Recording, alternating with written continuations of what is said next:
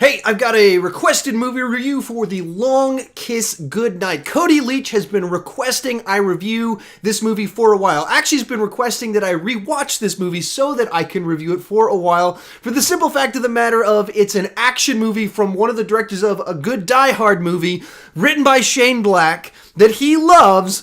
That it's a movie that I've said, I don't really like this movie. So he's challenged me to rewatch it and give a review for it, and we've now reached the point in time that has happened, or I guess the review is happening right now. It has been rewatched. So, to give you some feedback as to where all this is coming from, or some context for all of this, for me, I, of course, love action movies, 90s action movies. And so this one was written by Shane Black, who wrote Lethal Weapon, went on to do Iron Man 3, The Nice Guy. So great talent as a screenwriter, very distinct style, has certain trademarks and Christmas setting, a certain deconstruction of action movies and what he does while celebrating the tropes in certain sorts of ways. And then it was directed by Rennie Harlin, who did Die Hard 2, which I have no issues with Die Hard 2. I mean, it's not as good as the original one, but who cares? It's still a very good 90s action movie. Bring those two ones together with an amnesia action thriller. So the premise of The Long Kiss Goodnight is that Gina Davis wakes up. She's been a teacher for the last 8 years, and she can't remember anything before 8 years earlier. She's been a teacher. She woke up pregnant when she woke up out of a coma type deal whenever her memory starts. And so she's kind of living her normal life and starts realizing she has certain skills she doesn't realize she had, and something happens which kind of shakes her memory a little bit, and she finds herself on this spy adventure type thing with Samuel L. Jackson as a PI trying to track down her original identity. And it's obviously some similarities to the Bourne Identity type thing, but totally different take on things. Very much so, kind of tongue-in-cheek, much more of a comedy, or not a comedy, but has a lot more comedic elements because it's a Shane Black script. And so I saw this movie back in the 90s. I watched it like 10 years ago, and I never liked it as much as I thought I was going to. It's one of those movies that the premise of it seems way more appealing to me than the actual final product of the film. That's the way it's always kind of felt to me.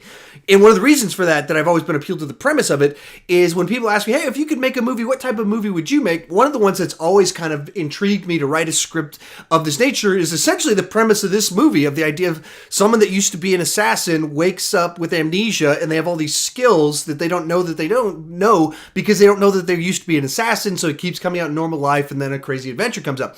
I've always been fascinated by that concept. Here's a movie that did it from a director who's done action movies I like, so he should be able to deliver on, and a screenwriter who's written one of my favorite movies of all time, of the genre we're talking about. But then the end result, for whatever reason, it didn't click with me before. So anyway, here I rewatched it, fresh eyes, thinking now as adult me, knowing, hey, Shane Black script, far more aware of who Shane Black is than I was whenever I last watched the movie. And with Cody Leach, threatening to beat me up if I don't like the movie. Here I go. Here, what are my thoughts, the good, the bad? I'll just say this. I like the movie this go-around a lot more than I had in the past, especially going into it knowing it's a Shane Black script and understanding what that means, what he's doing when he writes his humor, what he's doing with the way he constructs things and the certain way things plays out. I liked it quite a bit more. What's good about the movie? Obviously the premise in general, this direction it kind of takes things, with this amnesia plot line and someone trying to figure out their past, and then there's a case that they're trying to do. All that fascinating to me, as I said already. Intriguing concept. Rennie Harlin knows how to shoot action, so there's a lot of things are handled in a way where you can see what's happening. It's certainly very exciting in the way it handles things. Big explosions, big shootouts. It doesn't go small scale. It's not going for realistic. It's going for entertainment value, so it goes for it. Shane Black's script is filled kind of like a certain sense of wit to it, and there's all these kind of little lines thrown in there that kind of make it amusing throughout. And so there's just a lot of things that make it very watchable. Of course, you've got Samuel L. Jackson as the supporting actor in it. So Samuel L. Jackson is, of course, charismatic because it's Samuel L. Jackson. He's not playing the main guy, though, which is kind of... He's the same personality that you've seen him in a ton of other stuff, but not as the lead dominant personality. Gina Davis is the dominant personality in it, which makes for an interesting dynamic to see kind of his big, obnoxious personality, but not as the hero guy in it. He's the everyman that's kind of getting over his head in all this kind of action adventure going on all around him. All of that's fascinating. Brian Cox shows up somewhat in a role not terribly different from what he played in the Bourne movies, though not on the bad side. This time we're not necessarily on the bad side in this one. A little bit unclear as to where he falls, ambiguous. And so that's kind of fun to see him kind of playing the same role in a very different type of movie, that it's a very similar type of movie at the same time. From there, let's move on to the bad.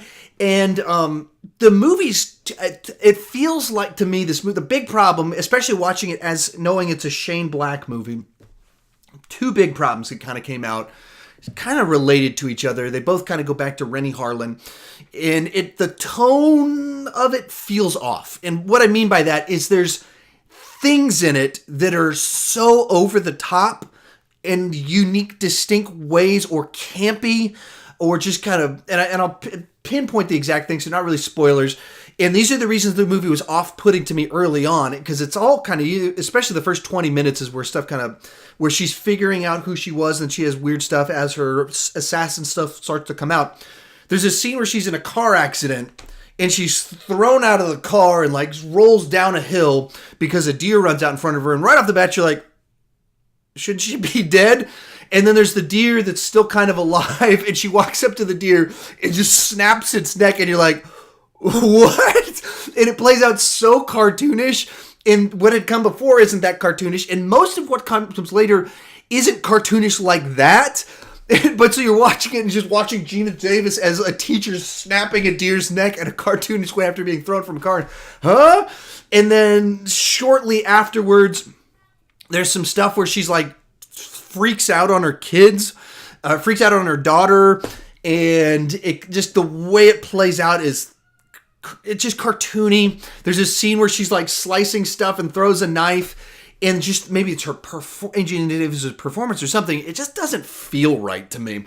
Then a guy shows up, the action battle starts out, and there's a thing where a guy shoots at her, blows up the wall. And look, I thought he had a shotgun, but he shoots the wall and it explodes, so must not have been a shotgun. Gina Davis picks up her daughter, throws her through the hole in the wall, and you just see her like fly up into this treehouse nearby. And so it just looks cartoony the way it plays out. And this is all, I mean, the setup beginning of the movie, and just off-putting to me. Just didn't, tonally, it was very weird. And the movie kind of calms down from there, and it settles into like, I mean, hyper-realistic. It's not realistic type stuff happening. It's big action movie type stuff. But it's not Gina Davis picking up a kid and throwing it, woo, 20 feet in the air and stuff like that. But there's a few things later in the movie. So as it went along, I actually liked it more. So that's problem number one. It's just the weird tonal thing that it was like these little Sam Raimi. That's actually maybe the way to phrase it. Like Sam Raimi type moments, and like she's cutting carrots and is like throws the knife and like, chefs do that, right? And you're like, what are we in, Dark Man? Like, I don't know what I'm looking at right now. And then throwing the kid, once again, kind of this slapsticky type humor that you see in Sam Raimi movies. You didn't see that in Die Hard 2, and so it felt off to me. Second problem is there's some line deliveries in the way they take these Shane Black lines. And if you've seen Lethal Weapon, if you've seen Iron Man 3, if you've seen The Night Skies, you can hear what Shane Black what meant for these lines. And the way they're delivered in the movie, it's like it's like Rennie Harlan didn't get the joke, or Gina Davis didn't understand how to deliver the line, and you hear it and it's just delivered wrong. And, maybe other people hear it and they hear it right, but there's just seemed like a lot of lines that were delivered wrong from the way those types of lines are delivered in other Shane Black movies. And so they didn't quite work for me. And likewise, why when I would have seen the movie before, not with the incredible knowledge of movies I have now, that's a humor joke, it didn't feel right. It felt off. So there you have it. There's my quick positive negative. If I were to give this one a review, I'd go positive. I'd go like a 7 out of 10. It feels like a movie that perhaps if Shane Black himself had directed it, if someone that's a little bit more consistent in quality than Rennie Harlan, that maybe understood the material a little bit better, it would have landed nicer. I think Rennie Harlan feels a little bit more like a kind of a blunt force kind of director in the way he does things. He's not necessarily the best with humor and things like that. I can't think of a movie that he did that, you know, the wit was the strong element to it. And so perhaps giving him something like Shane Black that has such a distinct style to it doesn't quite work right. But anyway, that's my quick take on it.